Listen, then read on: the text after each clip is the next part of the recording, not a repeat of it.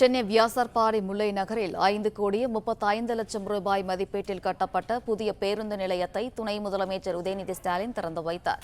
கூடுதல் விவரங்களை வழங்குகிறார் செய்தியாளர் பிரகாஷ். பிரகாஷ், வணக்கம். விவரங்கள். சென்னை பெருநகர வளர்ச்சி குழுமம் சார்பில் வடசென்னை வளர்ச்சி திட்டத்தின் கீழ் பல்வேறு வளர்ச்சி பணிகள் வடசென்னை பகுதிகளில் மேற்கொள்ளப்பட்டு வருகிறது. இந்த அடிப்படையில் இன்றைய தினம் சென்னை வியாசர்பாடி முல்லை நகரில் 5,35,00,000 ரூபாய் மதிப்பீட்டில் மகாகவி பாரதி நகர் பேருந்து நிலையம் புதிதாக மேம்படுத்தப்பட்ட பேருந்து நிலையம் துணை முதலமைச்சர் திரு உதயநிதி ஸ்டாலின் அவர்களால் திறந்து வைக்கப்பட்டிருக்கிறது.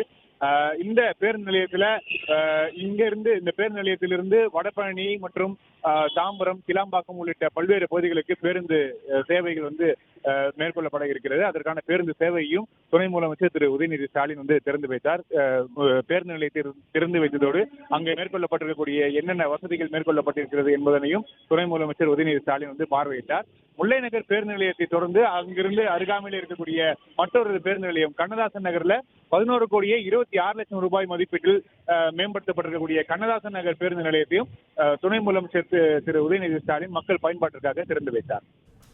பிளே ஸ்டோர் மற்றும் ஆப் ஸ்டோரில் இருந்து பாலிமர் செயலியை QR கோடு மூலம் பதிவிறக்கம் செய்யுங்கள். செய்திகளை உடனுக்குடன் பெறுங்கள்.